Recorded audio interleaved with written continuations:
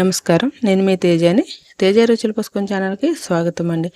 చాలా హెల్తీగా weight loss అవ్వాలనుకున్న వాళ్ళు కానీ, షుగరు జాంగ్రీ లేకోకుండా ఏదైనా ట్రై చేయాలనుకున్న వాళ్ళు, కొత్తగా ట్రై చేయాలనుకున్న వాళ్ళు ఖచ్చితంగా ఈ రెసిపీని ట్రై చేయండి. అవునండి, గ్లూటెన్ ఫ్రీ రెసిపీ. చాలా ఈజీగా, చాలా టేస్టీగా ఉండే ఈ రెసిపీ కోసం ముందుగా నేను వీడియోలో చూపించినట్టుగా ఒక ఉడకపెట్టిన చిలకడ దుంపని తీసుకోవాలండి. అదే అండి స్వీట్ పొటాటో. ఆ స్వీట్ పొటాటోని మనం వీలైనంత చిన్న ముక్కలుగా కట్ చేసుకోవాలి. నేను చేసిన ఈ రెసిపీ వచ్చేటప్పటికి మనకి మొత్తానికి ఇద్దరికి వస్తుందండి. మీకు కావాలనుకుంటే కనుక క్వాంటిటీ అనేది పెంచుకోవచ్చు అనమాట.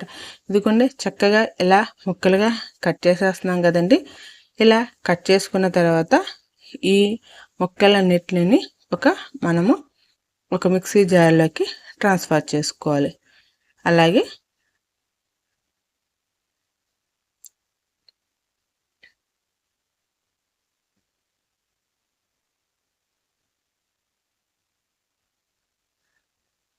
ఈ రెసిపీ అనేది వెయిట్ లాస్ అవ్వాలనుకున్న వాళ్ళకి చాలా బాగా ఉపయోగపడుతుంది. అంటే ఆ టైంలో మనం డిజర్ట్ తినాలి అన్న కోరిక ఎక్కువ ఉంటుంది కదా, అలాంటి వాళ్ళకి ఇది బాగా యూజ్ అవుతుంది. దీంట్లోకి నేను నానబెట్టిన 5 బాదము, 5 జీడిపప్పు, 1 టీ స్పూను గుమ్మడి గింజలు వేసుకోవాలండి.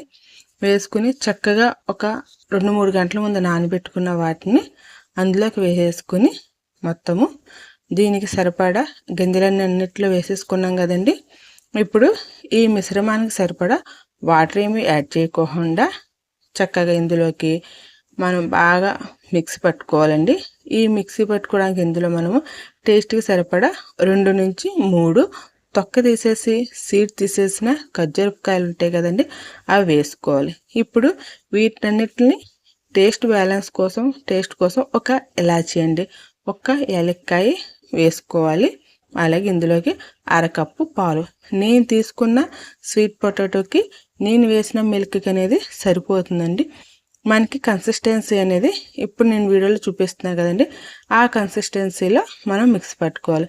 ఇప్పుడు ఇలా మిక్స్ పట్టుకున్న తర్వాత మనం ఫ్రిడ్జ్లో పెట్టుకుంటాం కాబట్టి ఆ తర్వాతది మనకి తినడానికి చాలా పర్ఫెక్ట్ అయిన కన్సిస్టెన్సీకి వచ్చేస్తుంది అనమాట. మినిమం ఇప్పుడు మనం ఈ మిక్సీ పట్టుకున్న ఈ మిశ్రమాన్ని మొత్తం ఈ బౌల్స్లోకి, మనకి ఏవైతే బౌల్స్ ఉంటాయో, మనకి ఏవైతే నచ్చుతాయో ఆ బౌల్లోకి ట్రాన్స్ఫర్ చేసుకోవాలన్నమాట. అంతే అండి, ఆల్మోస్ట్ మన డిజర్ట్ అనేది రెడీ అయిపోయిందండి. చూడడానికి ఎంత బాగుంది కదండి, తినడానికి కూడా సూపర్ యమ్మీ ఉందండి. క్రీమీగా, సాఫ్ట్గా, డెలిషియస్గా, ఇంకా తినాలన్నంత టెంప్టింగ్గా ఉందండి ఈ డిజర్ట్ అయితే. రియల్లీ చెప్తాను, వన్స్ ట్రై చేయండి, మీ ఇంటి పాదికి నచ్చుతుంది, మళ్ళీ చేయమంటారు.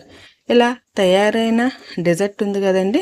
ఇప్పుడు మనము ఈ డెజర్ట్లోకి ఇప్పుడు కొంచెం కూలింగ్నెస్ ఇవ్వాలండి. అవును, కాస్త చల్లదాన్ని వేస్తే డెజర్ట్ తినడానికి ఇంకా బాగుంటుంది. ఇప్పుడు వీటిని తీసుకెళ్ళి మనం ఫ్రిడ్జ్లో పెట్టేసుకోవాలండి. అది ఫ్రిడ్జ్లో ఒక 1/2 అవర్ నుంచి 1 అవర్ వరకు నార్మల్ ఫ్రిడ్జ్లో పెట్టుకోవాలండి, ఫ్రీజర్లో కాదు.